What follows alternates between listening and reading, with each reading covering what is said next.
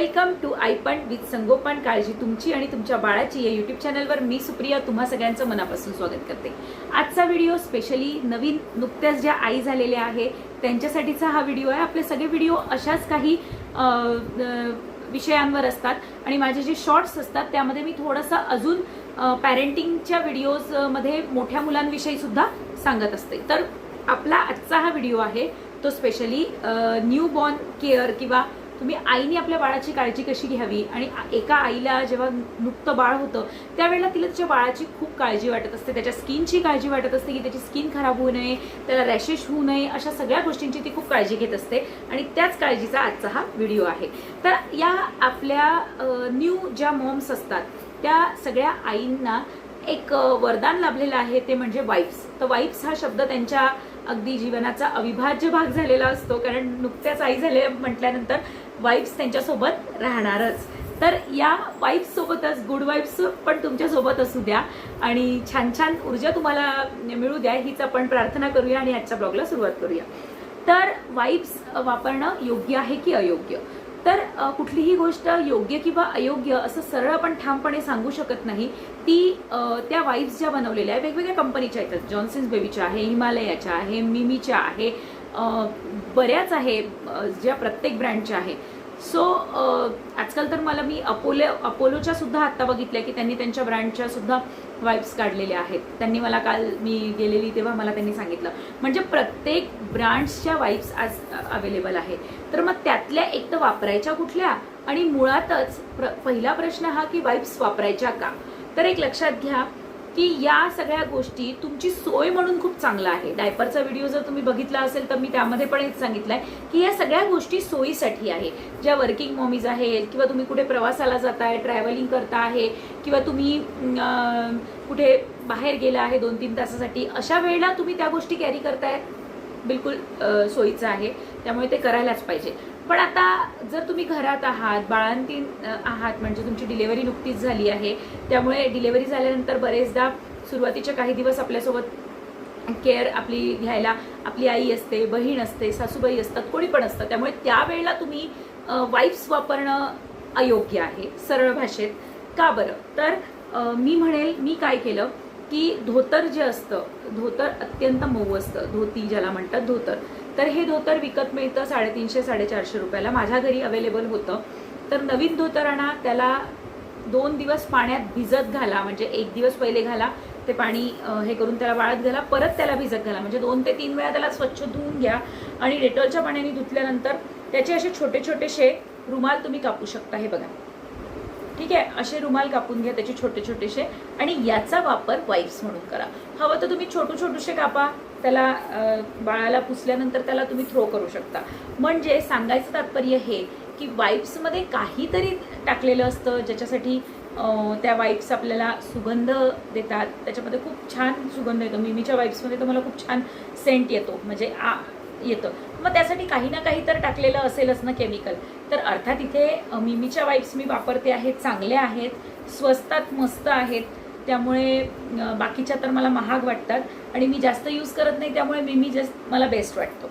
तर अशा प्रकारचे मी क्लॉथ्स कापले आणि एका अशा डब्यामध्ये भरून ठेवून दिले की घ्यायचं, काढायचं, किंवा तुम्ही याला एका बॉक्समध्ये अगदी वाईप्ससारखं जसं असतं ना, त्याला तिथे तुम्ही तेवढा पोर्शन कट करून सुद्धा ठेवू शकता, एक एक घ्यायचं आणि टिश्यूसारखं त्याला फेकून द्यायचं। तर अशा पद्धतीने तुम्ही याचा वापर करू शकता। आता हे का वापरायचं? आता हे वापरताना मग तुम्ही म्हणाल की याने डायरेक्टली पुसायचं कसं? तर आई झालंय ना, थोडेसे कष्ट तर घ्यायलाच पाहिजे, अगदी सहज सगळं कसं होणार? तर मंडळी लक्षात घ्या की थोडंसं कोमट पाणी आपल्याजवळ, आपल्या जार असतात, आजकाल थर्मॉस असतात, तर त्या थर्मॉसमधून तुम्ही थोडंसं कोमट पाणी किंवा थोडंसं अगदी गरम पाणी तुम्ही घेऊ शकता। त्या गरम पाण्यामध्ये याला ओलं करून मग बाळाचा तुम्ही पर्टिक्युलर एरिया पुसा, म्हणजे जर बाळाने पॉटी केली असेल तर ती पॉटी साफ करण्यासाठी सुद्धा तुम्ही याचा वापर करा। मी याचाच वापर केला, पुसून घ्यायचं आणि थ्रो करून द्यायचे, फेकून द्यायचे, काही फार काही नाही। तुम्ही वाईप्सचं जितकं घेता ते त्याच्यातच पडतं। छोटं एका धोतरामध्ये तुमचे खूप एक धोतर खूप मोठं असतं, त्याच्यामध्ये तुम्ही छोटे छोटे जरी त्याचे रुमाल्स असे कापले तर तुम्हाला ते खूप पुरणार आहे। मी काय केलं, मी एक याच्यासाठी केलं की बाळाचं म्हणजे शी सू झाल्यानंतर स्वच्छ करण्यासाठी एक बॉक्स भरून ठेवला आणि एक बॉक्स मी बाळाच्या, जेव्हा बाळ उलटी करतं, वॉमिट करतं किंवा कधी कधी वॉमिट म्हणा किंवा कधी कधी डोळ्याजवळचं काही पुसायचं असेल, तर अशा वेळेला हे सगळ्यात उत्तम ऑप्शन आहे जे तुम्ही वापरू शकता. सो मी तर तुम्हाला हेच सांगेल की तुम्ही हेच वापरा. आणि ज्या वेळेला तुम्ही बाहेर जात असाल, ज्या वेळेला तुम्ही कुठे प्रवासात जात असाल किंवा जिथे कुठे तुम्हाला बाहेर निघायचं असेल, ट्रॅव्हलिंग करायचं असेल, त्यावेळेला तुम्ही हे करू शकता. तर सुरुवातीच्या काळामध्ये बाळाची काळजी घेताना ही मला वाटतं बाळाची निगा राखण्यासाठी सगळ्यात बेस्ट ऑप्शन आहे. मी माझ्या घरी सगळ्यांना सांगितलं की सगळ्याजणांना म्हणजे आम्ही लोकांनी हेच वापरलं, वाईप्स कोणीच वापरल्या नाही.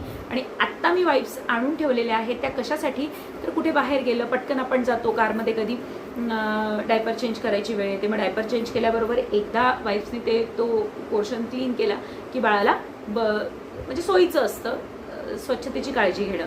सो अशा गोष्टींसाठी मी त्या वाईप्स माझ्या जवळ ठेवते.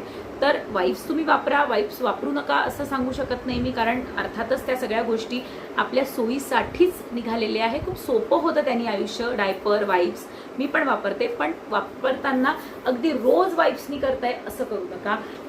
बाळाचं तोंड तर मुळीच वाईप्सनी पुसू नका, कुठलंही वाईप्स असो. चेहरा बिलकुल पुसू नका. मी बाळासाठी, चेहऱ्यासाठी सुद्धा याला कोमट पाण्यात गरम करते आणि पूर्ण बाळाचं हळूहळू हळूहळू पुसून काढते. आता धोत्राच्या फडक्याचं म्हणाल तुम्ही, तर आजूबाजूला असे हे निघतात दोरे, तर एक तर तुम्ही ते दोरे कापून घ्या किंवा त्याला तुम्ही छोटे छोटेसे रुमाल मशीनवर, कोणी तुमच्या घरी मशीन असेल तर हे सोयीचं आहे, आता बाहेरून करून आणणं हे सोयीचं नाही आहे. त्यामुळे मी बाजूबाजूचे दोरे कापून हेच वापरले.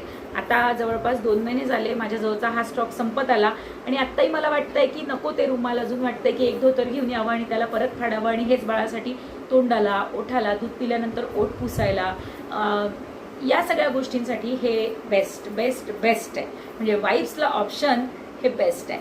आणि तुम्ही हे वापरा तर तुम्हाला लक्षात येईल की हे किती बाळाला मऊ करतं, बाळाच्या कुठेही त्वचेला एवढीशी पण इजा होत नाही. सो तुम्ही हे वापरू शकता. आता असेच बरेच प्रश्न आपल्याला असतात, वाईप्स वापरायच्या की नाही, डायपर वापरायचे की नाही. तर अशा सगळ्या गोष्टींचे व्हिडिओजच मी तुमच्यासाठी घेऊन येत असते, जेणेकरून तुमचे सगळे सगळे सगळे सगळे सगळे डोक्यातले जे पण विचार आहे किंवा क्वेश्चन आहे ते सगळे दूर होतील.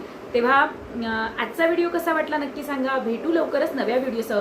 तोपर्यंत चॅनलला सबस्क्राईब जर केलं नसेल तर सगळ्यात आधी सबस्क्राईब करा, जेणेकरून माझे सगळे व्हिडिओ तुम्हाला सगळ्यात पहिले मिळतील, त्याचं नोटिफिकेशन तुमच्यापर्यंत येईल आणि तुम्ही तुमच्या अडचणींमधून सहज बाहेर याल. कारण तुमच्या अडचणींचं सोल्युशन म्हणजेच आईपट विथ संगोपन. भेटू लवकरच नव्या व्हिडिओसह. तोपर्यंत धन्यवाद.